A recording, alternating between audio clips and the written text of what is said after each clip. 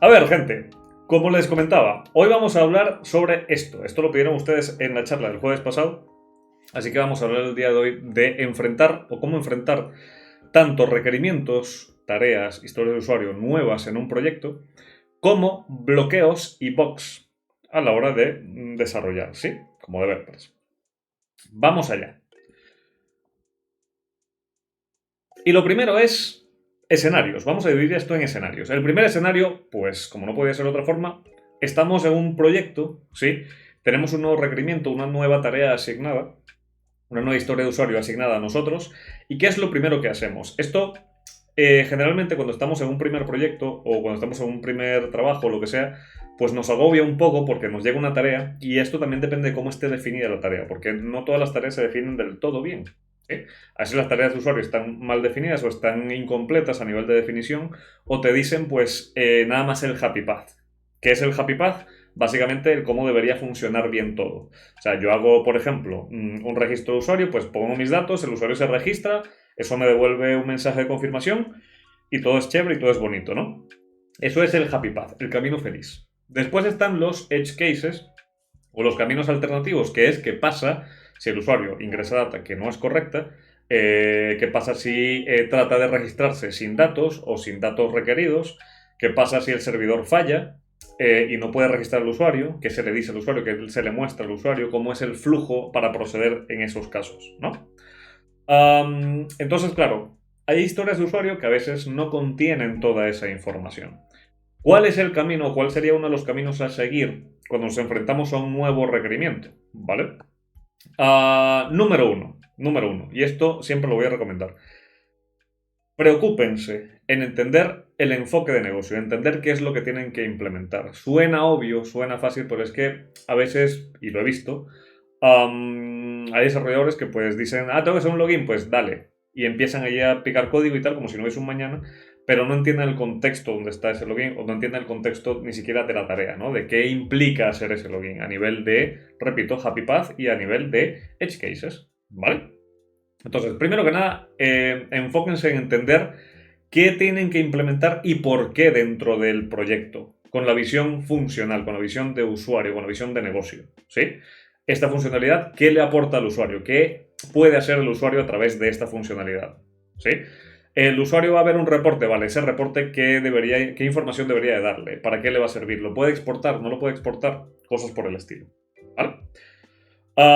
Luego, revisar bien lo que es el happy path y los casos alternativos, ¿sí? Los casos de error, los caminos alternos, qué puede pasar si el usuario pues hace o trata de hacer algo que realmente no está permitido, por ejemplo el ejemplo del formulario, o qué pasa si el servidor es quien falla, o qué pasa si es la conexión del usuario la que falla.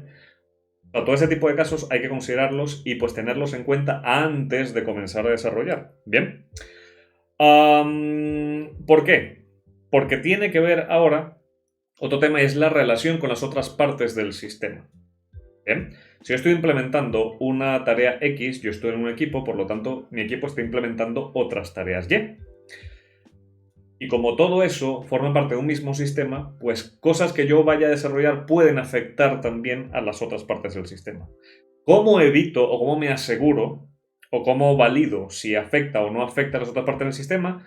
Con tests, ¿vale? Por ejemplo, si yo tengo una suite de tests de las otras partes del sistema y cuando yo comienzo a desarrollar, pues todos esos tests pasan porque todas las demás partes del sistema funcionan bien y yo implemento mi feature, implemento mi tarea y vuelvo a ejecutar los tests, incluidos los tests de mi tarea, y alguno de otras partes del sistema fallan, es porque algo que hice afectó a otra parte, ¿sí?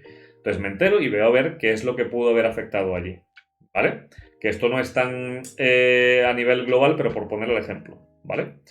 Entonces, esto nos va a ayudar también a definir el tema de Happy Path y los Edge Cases, ¿vale? ¿Por qué? Porque si yo comienzo con tests, aunque sean sencillos, ¿vale? Cuando estoy hablando de tests, no estoy hablando necesariamente de una suite de 100 tests, pero por lo menos testear lo que requiere negocio.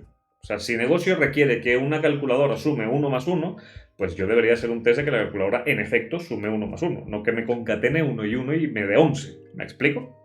Entonces, enfóquense sobre todo si la empresa, porque hay muchas, Porque también soy consciente de que recomendamos mucho hacer testing y nos preocupamos por hacer tests y todo lo demás, pero a nivel de empresa no se tiene generalmente una cultura de test, no se tiene este tipo de cosas y a veces incluso el tema de testing va incluso apuntando al absurdo de gestionar cosas como por ejemplo un porcentaje alto de cobertura como si eso fuese calidad única y absoluta, ¿vale? Y toman eso como norma, ¿vale? Entonces, bueno,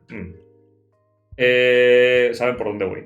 El tema está en que, por lo menos, la parte core, la parte importante de lo que ustedes tienen que implementar a nivel de funcionalidad, los tests les van a servir para validar este tipo de happy paths y para validar este tipo de casos alternativos, ¿sí? Y además para validar que lo que ustedes estén desarrollando no afecte a los demás y viceversa, que lo que los demás desarrollen no les afecte a sus funcionalidades, ¿sí? Ahora, a partir de allí, ustedes más o menos tienen ahí un poco el tema pensado, ¿no? O sea, cómo se relaciona esto con las otras partes del sistema a nivel funcional, qué puede implicar esto a nivel tal, ¿no? A partir de tenerlo en cuenta, o sea, tenerlo en mente, ¿sí? Van y mi recomendación es diagramarlo, es decir, aterrizarlo de algún lado. A mí me sirve muchísimo el tema de aterrizarlo, por ejemplo, en una libreta, bien, o sea, de forma manual, hago un diagrama como lo quieran hacer, ¿sí? Si es con figuras, si es con cuadritos, si es un diagrama pues en toda regla, pues van y lo hacen, ¿vale? Y eso lo pueden pasar después a limpio y de hecho queda como documentación técnica, ¿bien? Pero el tema de diagramar y desglosar la tarea en pasos a partir del flujo de interacción del usuario les va a servir mucho para identificar estos casos y para identificar también otras cosas y definir desde un inicio todas estas cosas. ¿A qué cosas me refiero? Por ejemplo, si ustedes están diagramando el flujo de los datos, ¿sí?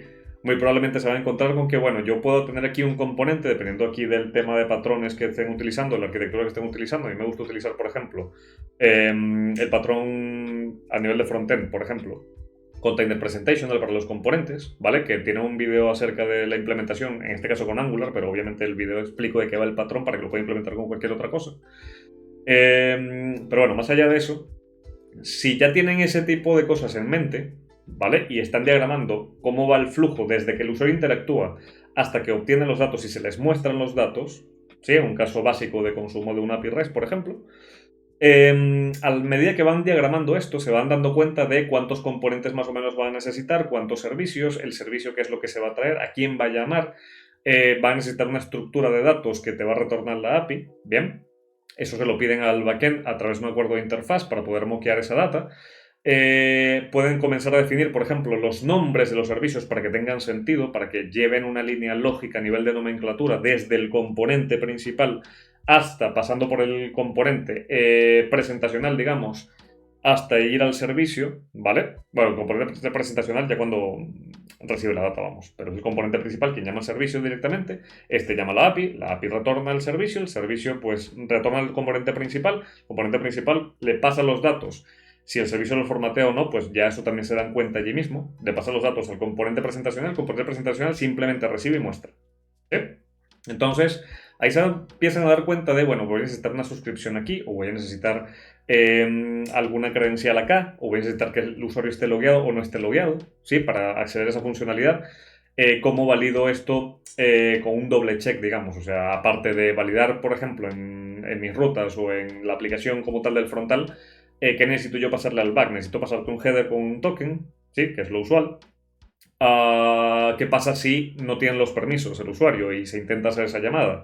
Que me va a retornar el backend. O sea, todo ese tipo de cosas, fíjense que las estamos sacando de un diagrama y diagramándolo y viéndolo de forma teórica, digamos, antes de desarrollarlo, se van a dar cuenta de muchos casos que tienen que considerar para una tarea. ¿Sí? Y eso, ¿para qué sirve? Pues para que al momento de desarrollarla esté lo más completa posible. ¿Sí?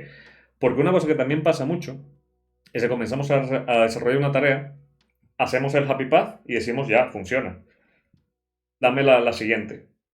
Y resulta que no. Porque cuando alguien más lo prueba, dice, mira, pero aquí forcé un fallo y esto es que me está dando un error de servidor o me está dando un error X o me muestra directamente el error de consola y esto no puede ser así. O sea, el usuario cuando ve un error de consola dice esto no sirve y pues se va a ir de la web o se va a ir del sistema o se va a ir de donde sea.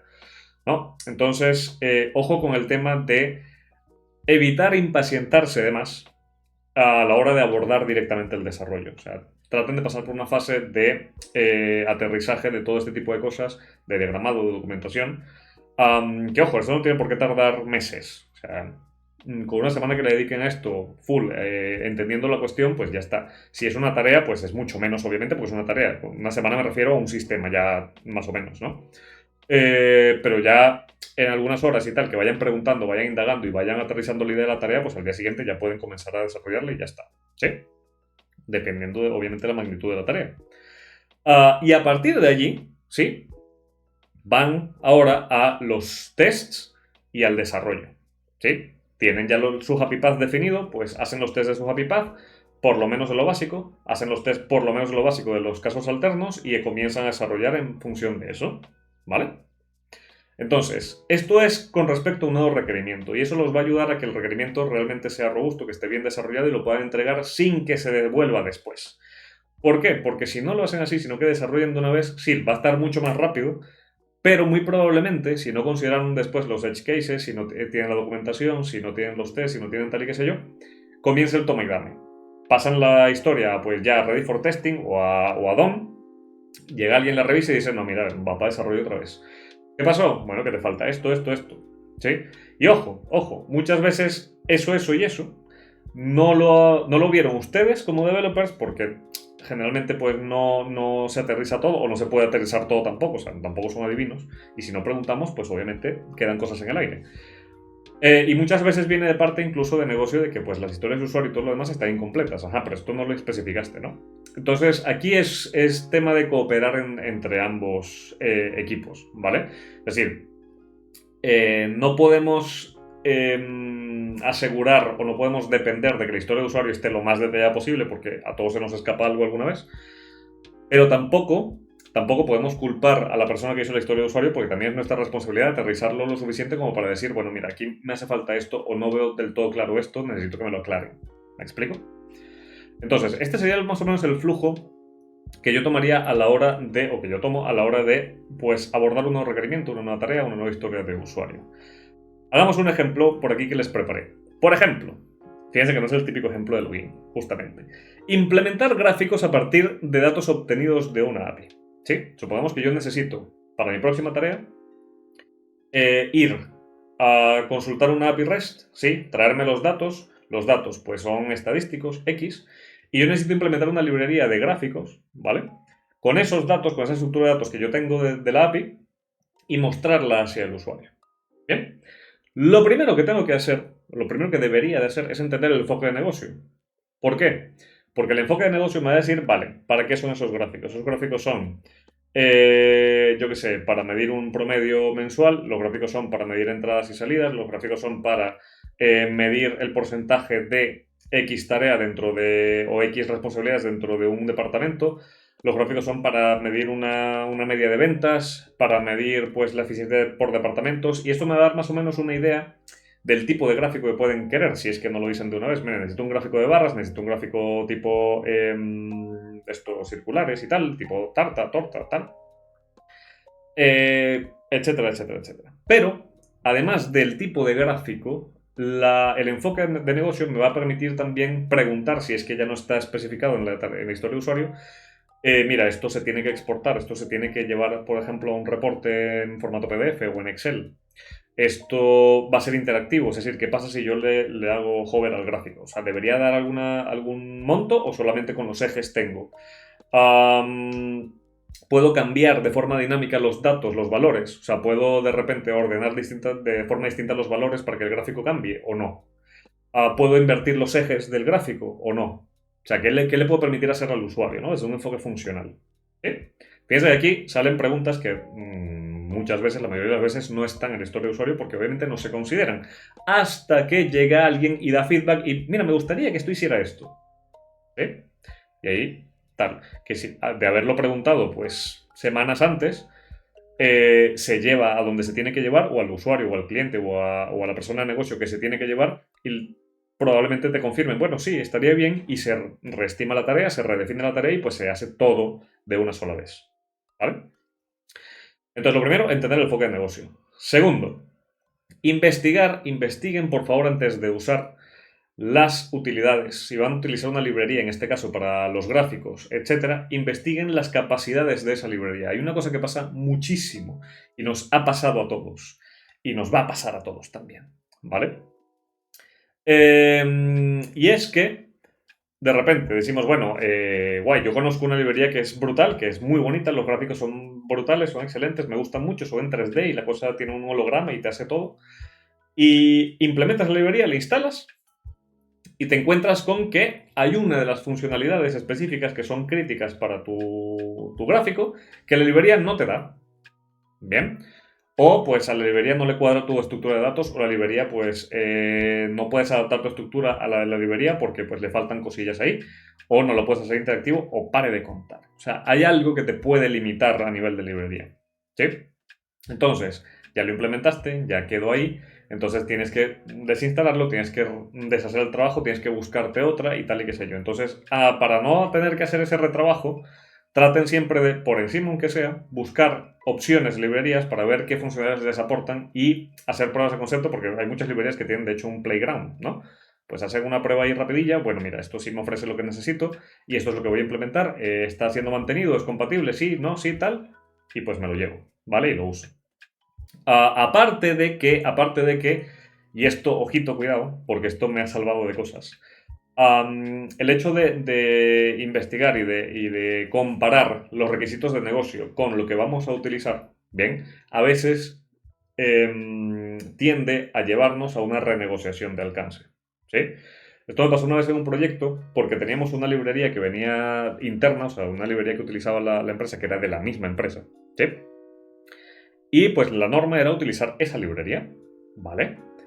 Y de repente diseño te sale con una propuesta tal, con unas funcionalidades X, con una cuestión tal, ¿no? Y cuando lo vas a implementar te das cuenta de que la librería de la empresa no cubre esa funcionalidad. ¿Qué pasa? Pues lo reporta y dice, mira, esto no lo puedo hacer porque la librería de la empresa no lo tiene. ¿Qué hacemos? Aquí tenemos opciones. Pues tenemos la opción de ver quiénes mantienen la librería de la empresa y pues pedirles la funcionalidad y esperar a que lo hagan. O renegociar aquí para ver si esto se puede cambiar y se puede plantear de otra manera. ¿Sí? Obviamente la solución fue plantearlo de otra manera de una vez porque no íbamos a esperar, no podíamos esperar a que alguien pues del mantenimiento de la librería fuera, lo cambiara, no sé qué, de sacar otra versión, nosotros ver la versión para ver si nos servía, implementarla y bla, bla, bla, bla, bla. ¿Sí? Entonces, no todo es muy bonito, no todo es muy directo, ¿vale? Pero es más o menos el enfoque que quiero que más o menos vean, ¿sí? Obviamente no todo va a salir una cosa tras la otra, no todo va a salir fluido, no todo va a salir tal, por eso justamente les digo que para evitar problemas futuros, porque aquí la idea de hacerlo más o menos así, no siempre les va a salir así de lleno desde cero. Pero la idea de más o menos pensarlo así es evitarse luego problemas futuros, que de esto sí que tengo experiencia, ¿vale? Entonces, traten de ver siempre antes, lo dicho, no se van a tardar un día investigando librerías, o sea, echarle un vistazo una hora tal a distintas opciones, pues eligen la que mejor les parezca que se adapta a su cuestión y van y lo implementan y ya está. Aquí se me repitió otra, bueno, no pasa nada. Después, obviamente, el diagrama de flujo de la solución, ¿sí? Si no lo tienen de todo claro, si lo tienen claro, pues esto lo pueden saltar a menos que necesiten documentación o lo que sea, pero si no lo tienen del todo claro, pues pueden diagramar un poco el flujo de datos de la aplicación, como lo vimos antes, para saber qué es lo que se va a hacer, ¿no? A partir de allí, moquean sus datos, ¿sí? De la API que vayan a consumir. Bien, esto, repito, el backend debería darles un acuerdo de interfaz. Si no le da un acuerdo de interfaz porque no lo tienen, porque no han definido la cuestión, porque tal y que sé yo, que también puede pasar, sí, porque repito, no todo es bonito y chévere, por lo menos darles una idea. Mira, necesito esto y si no les dan nada porque es que no tienen todavía idea de cómo lo van a plantear, pues a partir de diseño más o menos buscan el gráfico, buscan qué datos tiene que tener el gráfico, lo adaptan a algo allí y pues pintan el gráfico con esos datos y eso sí, dejan claro que eso está, o sea, va a cambiar, hay que volver a retomar la tarea después para cambiar la estructura de datos porque falta el acuerdo de interfaz de backend. Bien, pero ya ustedes tienen la prueba ahí, lo tienen funcionando y lo muestran, ¿sí? Es un avance. Y pues junto con eso, pues obviamente los tests si hace falta. Pues si tienen que testear alguna cosilla, la estructura de datos, si tienen que tiparla, si tienen que hacer todo eso, pues lo hacen en esta etapa. Después de definir la estructura de datos y de moquear esos datos, pues integran la librería al proyecto, ¿sí? Adaptan la estructura de datos, se le tienen que adaptar a los requerimientos de la librería, ¿vale? Muestra un primer gráfico, como les decía, pues mostramos algo que se vea que cumple con los requerimientos de negocio y tal y qué sé yo. Y después, ya cuando esté lista la API final, en un entorno de desarrollo, de QA, de producción, de lo que sea, pues apuntamos a la API final. Y si obtuvimos al principio un acuerdo de interfaz desde el backend, esto debería de funcionar sin ningún problema. ¿Puede cambiar alguna cosilla y tal y qué sé yo? Pues nada, vamos, lo adaptamos, lo pulimos y ya está. Ahora, otro escenario, esto ya para funcionalidades nuevas y toda la cosa, ¿no? Otro escenario al que nos vamos a enfrentar es bugs, ¿sí? Errores, cosillas ahí que salen, ¿vale? O incluso esto se puede transformar también, o se puede traducir también en cambios de requerimientos anteriores. O sea, que ya no es, aquí hacemos lo contrario, ¿no? Ya no es que es un bug, es un feature, ahora que no era un feature, es un bug, ¿vale? Entonces, esto es una de las cosas más frustrantes de la carrera, ¿bien? Porque a veces nos llegan fallos que tenemos que atender, los fallos no son nuestros, es decir, no escribimos el código original, a eso voy, ¿sí? Nos asignan un fallo, un bug, que tenemos que resolver y no tenemos ni idea de por dónde tirar porque obviamente el código no es nuestro. El código puede ser de otro proyecto, el código puede ser de otra persona, el código puede ser en otro componente que no conocemos, nunca hemos visto y no hemos tocado, ¿bien? Entonces, lo primero que nada, entender el contexto del fallo. ¿Cómo ocurre el fallo? Necesito que alguien me diga cómo lo replico, sobre todo si no puedo hacerlo por mí mismo, ¿no? O sea, obviamente lees la historia, te vas, te levantas el proyecto en local y tal y qué sé yo, pruebas tu cuestión y tratas de replicar el fallo donde se supone que está según la historia de usuario. Que no lo logras replicar, pues ahí te reúnes con quien sea que haya reportado el fallo. Mira, necesito que me expliques cómo replicarlo porque hago esto, y pues no lo logro. ¿Sí? Una vez lo tengas replicado, ¿sí? Ahí comienzas a ver si tienes test. Si tienes test en el proyecto, pues es muy probable que alguno falle porque obviamente hay un fallo. Si no, pues entonces es un cambio de requerimiento o simple y llanamente no tienes tests. ¿Que no tienes test? Pues vale. Sigues con el siguiente paso y es ver la traza o crearte una traza, bien, del flujo a nivel de código. Es decir, el fallo está en este componente. Vale, ¿quién depende y a quién llama este componente? ¿Dónde está el fallo dentro del componente? Está en esta función. Vale, ¿qué hace esa función?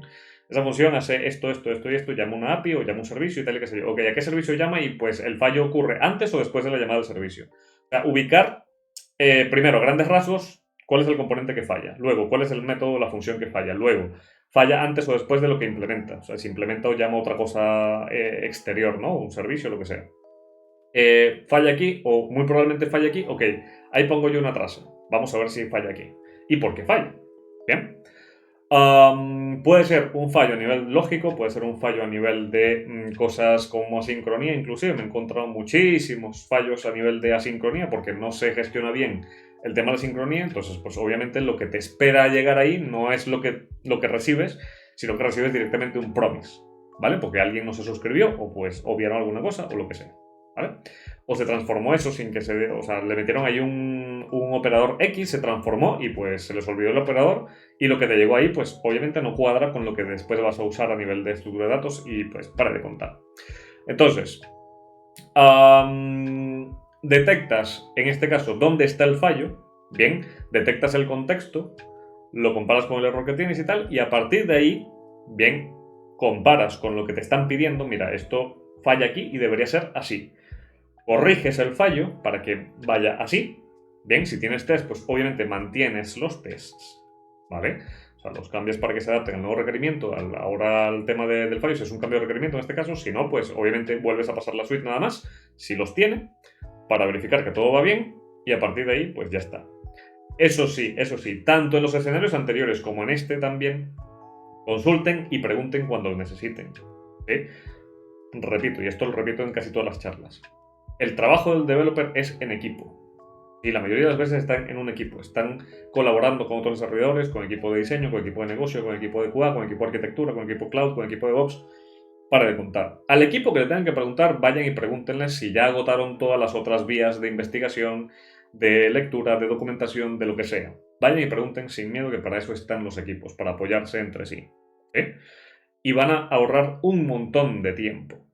¿Vale? Y esto lo repito mucho porque a mí me costó mucho como developer acostumbrarme a apoyarme en otras personas. Entonces, hasta que me di cuenta de que, mira, estoy perdiendo el tiempo aquí tratando de investigar una y otra vez lo mismo, sobre lo mismo, voy a preguntar. Cuando pregunto y me dan la respuesta, me la anoto porque no se me olvide otra vez, pero es así, es mucho más rápido preguntarle a alguien que tiene más experiencia, más contexto que tú a nivel de negocio, a nivel técnico, a nivel que sea. Bien, entonces pregunten sin miedo cuando ya hayan agotado, repito, las otras vías de investigación. ¿Vale? Ahora, hay un tema con los bots. ¿Sí? Hay un tema con los bots y con los potenciales bloqueos a nivel de desarrollo. Y es que muchos suceden y se vuelven algo catastrófico. ¿Vale? Y se vuelven algo catastrófico porque generalmente no tenemos o no consideramos importantes medidas que pueden llevar a una prevención de estos bots. Entonces, como normas generales, yo recomiendo lo siguiente. Número uno, gente. Y esto lo digo y lo repito porque he visto muchísimos casos de este primer punto. Entiendan lo que están haciendo. ¿Vale? Suena lógico, suena coherente, suena de sentido común, no siempre lo es. Bien, he visto más de una persona copiando, pegando, creando código a montones, a lo loco, y cuando va a probar, obviamente todo falla. Bueno, pero es que no entiendo por qué falla. Si no entiendes por qué falla, todo el código lo has hecho tú, es porque no estás entendiendo lo que estás haciendo, no estás entendiendo el código que tú mismo estás creando. ¿Sí? Estás tomando piezas de donde no las tienes, las estás uniendo todas y estás creando ahí un Frankenstein y no sabes ni cómo lo estás creando, ni para qué lo estás creando, ni qué es lo que estás haciendo exactamente. Entonces, entiendan lo que están haciendo, el por qué lo están haciendo tan bien. ¿Sí? Que tienen que ir a investigar porque no saben exactamente cómo plantear, yo qué sé, la definición de un componente, la definición de un servicio, la sincronía de la comunicación, lo que sea. Que no lo entienden, no pasa nada. Para eso tienen herramientas varias. Tienen Google, tienen ChatGPT, tienen Stack Overflow, tienen otros compañeros de equipo, tienen los issues de GitHub, si están usando una librería, un framework, lo que sea. O sea, tienen documentación, tienen de dónde buscar, tienen en dónde buscar. ¿Sí? Entonces, entiendan primero, preocúpense por entender lo que están haciendo. ¿Por qué? Porque aparte de todo esto, si van a preguntar a alguien con más experiencia técnica o lo que sea, para que los ayude, lo primero que les va a preguntar es, vale, ¿qué es lo que quieres hacer? O sea, ¿qué está haciendo esta función? Si le responden no sé, mal asunto. ¿Sí? Si la escribiste tú, obviamente. Si la escribió otro, pues mira, no sé, no la escribí yo y tal, qué sé yo, pero bueno, entiendo, infiero que está haciendo esto. Ya nos metemos con la legibilidad del código y todo lo demás. Pero, si los ven que están en blanco con código que es propiamente suyo y que no saben por dónde va el código porque no saben lo que han hecho, ahí tenemos un problema. ¿Sí? Número uno. Número dos. Tiene que ver aquí con el tema de crear código, de generar mucho código, ¿sí? Y probar después. El código que generen a nivel de función, a nivel de feature, a nivel de tal, pruébenlo. Si no es con test, porque en la empresa no hay test, porque no saben hacer testing todavía, porque no pasa nada, pero pruébenlo. O sea, levanten el proyecto si hay que levantar el proyecto y prueben que eso funciona. Y vayan avanzando y por cada cosa que vayan avanzando lo van probando y van viendo que funciona, ¿sí? Y junto con esto hay otra cosa que los va a ayudar un montón a nivel de trazabilidad, ¿sí? A nivel de atomicidad y a nivel de rollbacks, ¿sí? Y es usar, por favor, el versionado de tu repositorio a tu favor. Hay mucha gente que de hecho subestima el uso de Git y del repositorio, ¿vale? El uso de Git y de los repositorios, sea en GitHub, sea donde sea que lo tengas alojado, da igual. El uso de Git en general, ¿sí? De cualquier sistema de control de versiones, obviamente el más usado es Git, pero por eso lo menciono, ¿vale? El uso de Git en general nos ayuda a un montón de cosas. Entre ellas, si nosotros trabajamos de forma atómica a la hora de desarrollar, se nos va a ser muchísimo más fácil encontrar cuál es el origen de un potencial bug al momento en que el bug aparezca. ¿Sí? Pues os digo, vayan probando de a poco, vayan siendo atómicos a la hora de desarrollar y cuando vayan probando y se aparezca un bug, pues obviamente van a saber, ok, esto es de lo último que implementé, que es esta función. Si ustedes combinan eso con Git, ¿sí? Y sobre todo con estrategias como, por ejemplo, Gitflow, que es una que yo uso y me gusta mucho. Y de hecho tienen, no es spam, pero tienen un curso de Git con Gitflow y GitHub en mi canal de YouTube de 1 hora, de 0 a tal, a trabajo en equipo, de hecho. Si usan este tipo de estrategias, pues mucho mejor. ¿Por qué? Porque en la estrategia de Gitflow, por ejemplo, manejan ramas por feature, ¿vale? Y las features son muy atómicas. Entonces, si ustedes están trabajando en su branch, bien, después pueden sincronizar con la branch principal, sea developer, sea main, sea master, bueno, generalmente developer, ¿vale? Development, o dev, o como la quieran llamar, vamos. El tema está en que trabajan en una cosa pequeñita, ¿sí? La mezclan después o se traen los cambios principales, si hay cambios nuevos, se los traen aquí a su branch, prueban todo un entorno más seguro, más atómico, más controlado, y a partir de ahí pues mezclan de vuelta y crean un tag de versión. ¿Sí? Si todo está estable y ustedes van creando tags de versiones, etiquetas, que apuntan a un estado, bien, del repositorio, a la hora en que ustedes mezclen algo y ese algo falle en producción, en desarrollo, en donde sea, ustedes van a ser capaces de decir, mira, vale, esto falla, el cambio que vino con el fallo es atómico porque es una sola feature, es un branch de un feature específico, ¿sí? Que podemos ver en el árbol del repositorio qué fue lo que se cambió. Y aparte de eso, pueden irse, ¿bien?, al tag del release anterior donde todo estaba estable y desplegar eso y no ha pasado nada. Y se encargan ustedes ya después de ver el feature que los afectó de forma aislada y pues corregirlo de forma aislada y específica. ¿Sí? Entonces, cuidado con el tema de hacer o generar código, demasiado código de una sola vez, ¿sí? Y llevarlo eso a lo loco en el repositorio de un solo branch y de dale que te pego, porque entonces se les va a complicar mucho más hacer rollbacks a versiones estables, se les va a hacer mucho más complicado pues detectar bugs, sobre todo si, repito, generan mucho código de distintas fuentes, es decir, de distintos frentes, códigos de distintas features al mismo tiempo, en distintos componentes, tocan demasiado código y pues suben todo eso en lote y después falla, va a ser mucho más complicado saber qué es lo que está fallando a priori. ¿Sí? Otro punto, eviten asumir, prioricen aclarar. ¿Sí? Yo sé que hay muchas cosas que damos por sentado como sentido común, ¿sí? De que, bueno, si hay un error hay que mostrarle el error al usuario, si hay esto hay que hacer esto, si hay esto hay que hacer aquello. Pero no todas las aplicaciones tienen el mismo flujo de trabajo.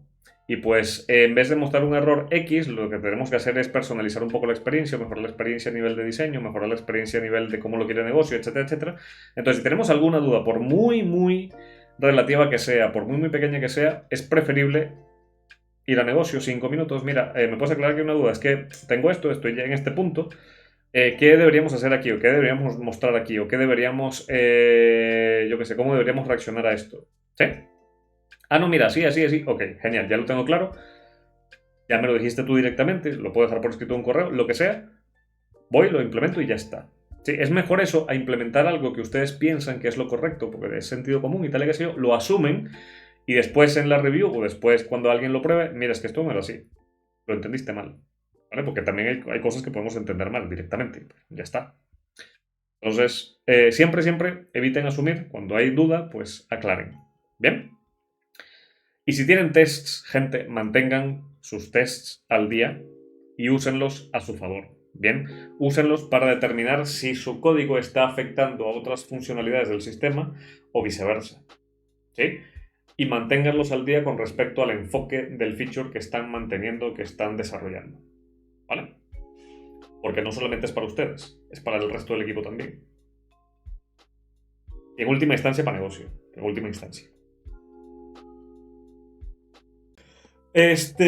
Por último, gente, ¿qué hacer o qué recomiendo hacer frente a un bloqueo mental o funcional?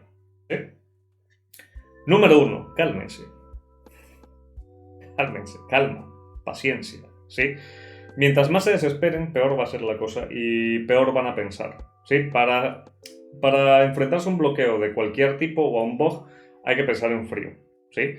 Y les digo que se calmen porque también he visto desarrolladores que se desesperan, ¿no? Que así como que... Y ojo, entiendo que se desesperen. Entiendo el tema de la presión, entiendo el tema de que quieren ya solventarlo, entiendo también el tema de la frustración. Pero créanme que nada me ha servido más que tratar de mantener la calma y pues atacarlo de forma coherente, de forma lógica. ¿Sí? Entonces, primero que nada, cálmense. Segundo, si ya llevan horas, incluso me ha pasado que llevo un par de días con un bug que le doy vueltas y lo ataco de distintas formas y no sé qué, y pues nada, desconecten. Sí, y hay distintas formas de conectar. O sea, desconectar no es simple y llanamente dejar de trabajar, que es una de las opciones.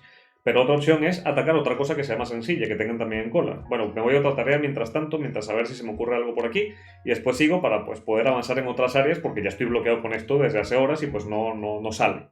¿Sí? Entonces, desconecten, bien, para que el cerebro haga una especie de reset, para que se airee un poco. Y bueno, mira, este problema lo atacamos después desde otra perspectiva, desde otro punto de vista, voy a atacar otra cosa que ya conozco, que ya tengo un poco más controlada, pues lo hago. No me desanimo porque eso también tiene un efecto psicológico negativo, ¿vale? Que es lo que estamos hablando ahora del tema del síndrome del impostor y el tema de no sentirse suficiente para el tema y tal y qué sé yo.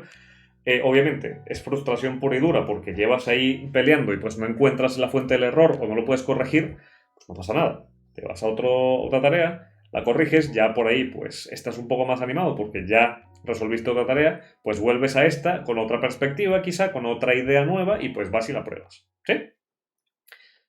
Otra cosilla, aquí con el tema de las ideas. Considera siempre otra aproximación, ¿vale? No hay un solo camino. No hay un solo camino a la hora de resolver un problema. Muchas veces nos enfrascamos tratando de hacer lo mismo una y otra y otra y otra y otra y otra y otra vez y por eso duramos horas, de hecho, haciendo la misma cosa, ¿no?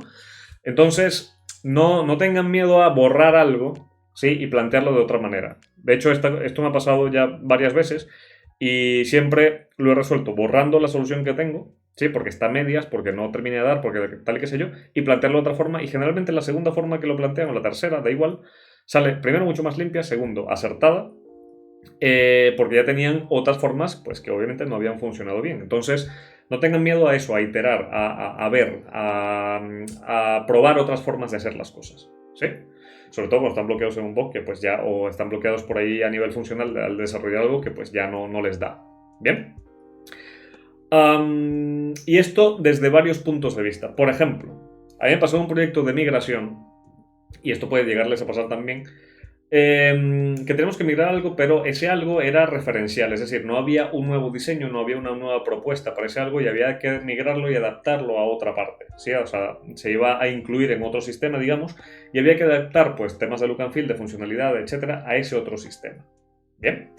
Entonces, claro, cuando nosotros nos dicen migra esto, migra esta funcionalidad, o migra esta web, o migra este sistema X, Y, Z, nuestra mente de una vez lo asocia con esto que está aquí.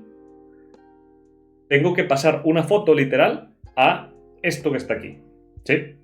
Y no necesariamente es así, ¿vale? Porque de hecho, si lo van a migrar de un sistema a otro sistema totalmente distinto, que funcione de forma distinta, que se ve de forma distinta, pues ahí es donde entra la creatividad, ¿bien? Donde van a tener que jugar un poco con el planteamiento de su sistema o de lo que estén migrando para poder plantearlo y plasmarlo de una forma tal que se adapte a este otro sistema, ¿sí?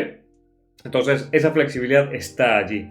Úsenla, ¿vale? O sea, no tengan miedo en plantear otras soluciones o en plantear adaptaciones que les van a servir para hacer este tipo de migraciones o tipos de desarrollos nuevos dentro de un contexto X. ¿Me explico? Luego, vuelvo y repito, apóyense en su equipo, ¿vale? Si tienen dudas, si tienen tal, apóyense en su equipo. Si están bloqueados, si están quemados, si están reventados, si estestán cansados, da igual, apóyense, pues en este caso en su responsable, en el Scrum Master, en el líder del equipo, en quien sea, y notifiquen, mira, estoy ya frito, no doy más, necesito ayuda, necesito esto, necesito aquello, y pues ya decir al final, no, tranquilo, vete, desconecta, pues yo qué sé, vete a almorzar, sal una hora o lo que tú quieras. O mira, vamos a verlo con calma, vamos a echarte un cable, no sé qué, pues si quieres pásame la tarea y pues hacemos ahí una sesión de pair programming, o pásame la tarea o pásame al repositorio y yo lo reviso aquí, pues te digo si encuentro algo. Da igual, bien, pero apóyense en su equipo. Bien, que para eso está. No están solos a nivel de desarrollo en el proyecto, ¿vale? Y Y si el caso es complicado, y esto me ha servido un montón de veces también, haz una prueba en un entorno más simple y aislado. Hay muchas veces en las que tenemos que probar si una herramienta va a cuadrar bien dentro de nuestro sistema, dentro de nuestro desarrollo. ¿Sí? Con herramienta me refiero pues, a alguna utilidad, alguna librería, algún X. ¿Bien? Y no estamos del todo seguros, pero a veces el sistema es tan grande o la implementación que queremos hacer o probar es tan compleja o implica tantos cambios que vemos como que más engorroso pues meterlo ahí a fuerza, ¿no? Aunque sea en un branch separado y toda la parafernalia. Entonces, ¿qué pueden hacer? Hacer pruebas de concepto un poco más pequeñas, un poco más aisladas. Por ejemplo, tomar una base de proyecto muy parecido al que tienen. Con una base me refiero pues, a una plantilla de proyecto con las mismas versiones, mismas dependencias base y todo lo demás, e implementar la cuestión ahí y pues ver si funciona bien, si se lleva bien con las versiones, si es compatible, si está mantenido y tal y qué sé yo. Hacer esa prueba de concepto y después de esa prueba de concepto pues hay cosas que pueden reutilizar allí para llevarlas al sistema final. ¿Bien? Ese tipo de pruebas en entornos aislados pues les dan también una idea de cómo debería funcionar, cómo deberían utilizar lo que están utilizando y cómo deberían llevarlo después a la integración con su sistema o con lo que sea que estén desarrollando, ¿vale? Entonces, a veces hay que hacer esto, a veces hay que salirse del contexto del código que ya tienen, pues crear una cosa pequeñita, nueva para hacer una prueba. ¿Funcionó? Genial, pues ya sé que funciona, pues me la llevo para acá, ¿sí? Porque si no, a veces se vuelve engorroso el hecho de meterlo ahí, de hacer y deshacer cambios, de hacer cosas, no sé qué, y al final como que queda todo tal, y pues incluso pueden llegar hasta descartar toda la idea por completo y pues incluso eliminar la rama y pues partir otra vez desde limpio, y sienten que pues todo el trabajo anterior pues fue mucho más engorroso, implicó más esfuerzo del que debería, porque no le hicimos en un contexto un poco más sencillo, ¿no? Un poco más simplificado, un poco más aislado. ¿Sí? No aplica para todo el tiempo, pero a veces es bastante, bastante útil. ¿Sí? Y eso es todo, gente. Eso es todo. ¿Qué les ha parecido la charla? ¿Qué les ha parecido la cuestión? Los leo por aquí y pues vemos opiniones, debates y cosillas. ¿Sí?